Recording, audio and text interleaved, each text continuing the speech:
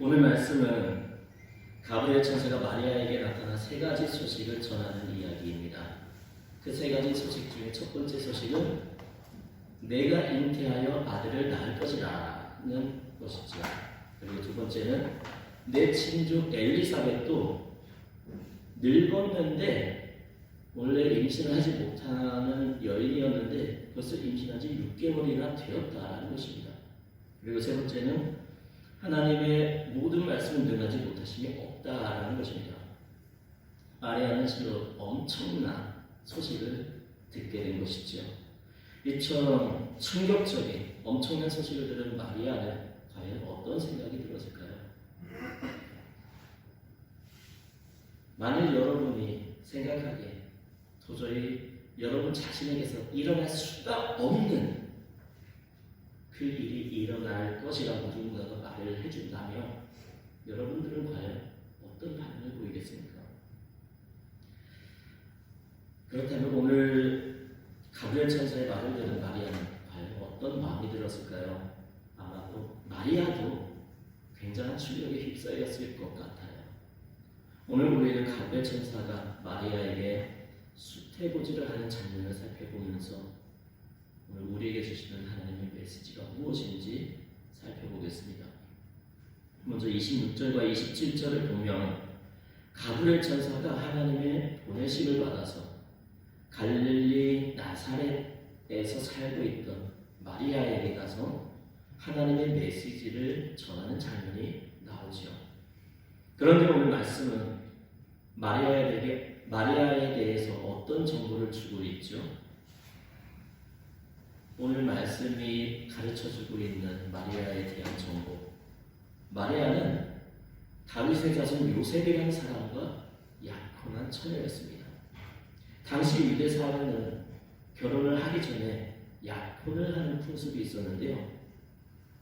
그런데 약혼을 하면 1년 동안 함께 살지는 않지만 이 약혼 기간 동안 신랑이 사랑을 했을 경우 이 신부는 과부로 간주될 정도로 약혼은 정식 결혼과 같은 구속력을 가지고 있었습니다.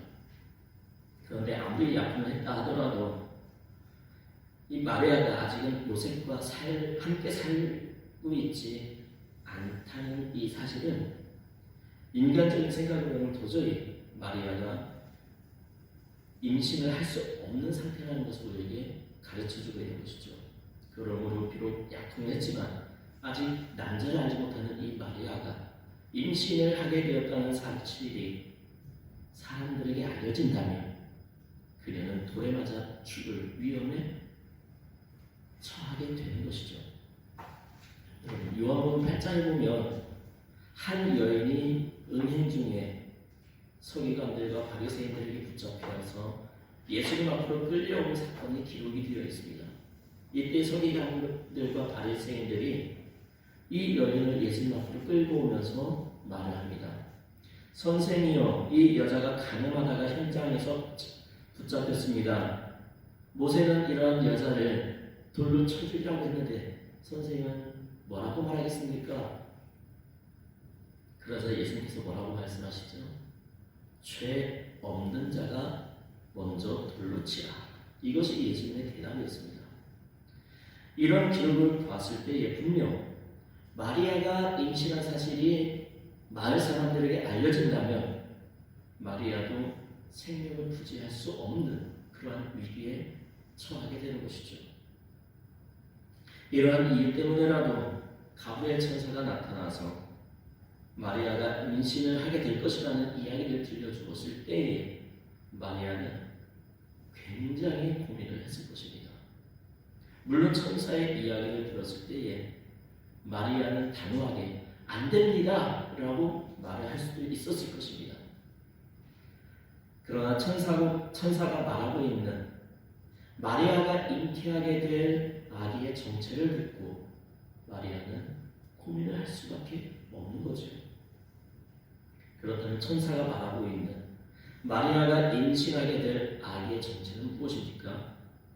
32절, 33절을 보면 가브리엘 천사가 마리아가 임신하게 될 악의 정체에 대해서 설명을 하고 있습니다.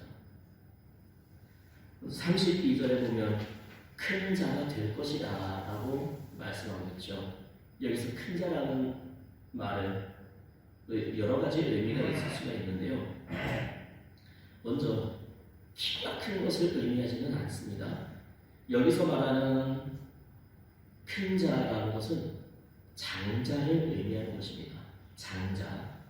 장자는 아버지의 재물과 명예, 권세 등 아버지의 모든 것을 물려받는 위치에 있는 사람입니다. 물론 아버지의 재산이나 모든 것들을 모든 자녀에게 골고루 나눠주지만 이 장자는 가장 많은 것을, 가장 귀한 것을 얻을 수 있는 그러한 위치에 있는 사람이었죠.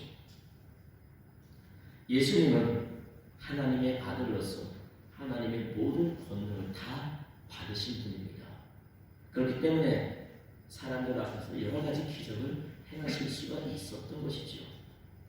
그리고 그 기적들 가운데 가장 놀라운 기적, 그것은 바로 자신의 생명을 희생시킴으로써 우리들을 구원하신 것입니다. 그리고 두 번째는 높으신 이의 아들이라 일컬어지게 된다는 것입니다. 그렇습니다. 예수님은 비록 인간의 몸을 입고 인간을 통해 이 땅에 오셨지만 이 세상 천지만물을 만드신 지극히 높으신 하나님의 아들로 이 땅에 오셨습니다. 이처럼 하나님의 아들로서 아무런 흠과 죄가 없으신 분이시기 때문에 우리 인간을 대신해서 희생 제물이 되실 수가 있었던 것입니다. 그리고 세 번째는 다윗의 왕위를 그에게 주실 것이기 때문에 영원히 야곱의 집을 다스리실 것이라고 말하고 있습니다. 하나님은 다윗의 혈통인 요셉의 가문에 예수님을 보내셨죠. 그리고 그 왕위를 가지고 야곱의 집을 다스리십니다. 여러분, 야곱이 누구죠? 야곱은 아브라함의 손자 이삭의 아들로서 하나님께서 야곱이라는 이름 대신에 또 다른 이름을 주셨죠.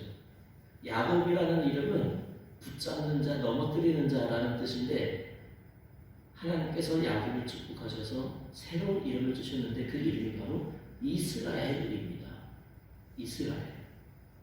즉 예수님은 다윗의 왕위를 가지고 신약 시대의 영적인 이스라엘인 우리 하나님의 백성들, 성도들을 다스리고 계십니다. 그리고 네 번째는 그의 나라, 예수님께서 다스리시고 통치하시는 나라가 무궁할 것이라고 33절에서 말씀하고 있습니다. 예수님은 십자가 사건 이후로 지금까지 주님을 믿는 모든 사람들의 심령에 임재하셔서 성도들의 삶을 다스려주고 계십니다. 또한 이후로도 다스리실 것이고 우리의 믿음의 후손들까지도 주님께서 그 삶을 다스려 주실 것입니다.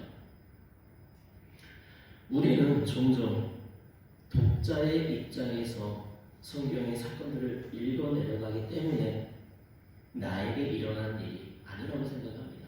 성경에 기록된 그 사건들이 나에게는 일어날 수 없는 일이라고 생각할 수도 있고 나에게 일어난 일이 절대 아니라고 그렇게 생각을 하며 성경을 읽죠. 그렇기 때문에 가브리엘 천사가 마리아를 찾아와서 마리아가 예수님을 임신한다는 소식을 알려주는 이 장면에서 하나님의 약속의 성취됨을 목격하면서 감동받는다고 많이 말을 하죠. 하지만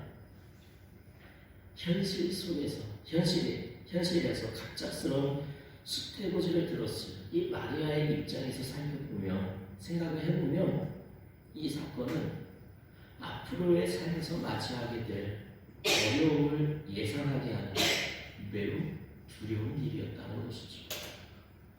우리는 이 사건을 읽으면서 감동하면 읽지만 마리아에게는 생명을 잃어버릴 수 있는 매우 위험한 사건이었다는 것입니다.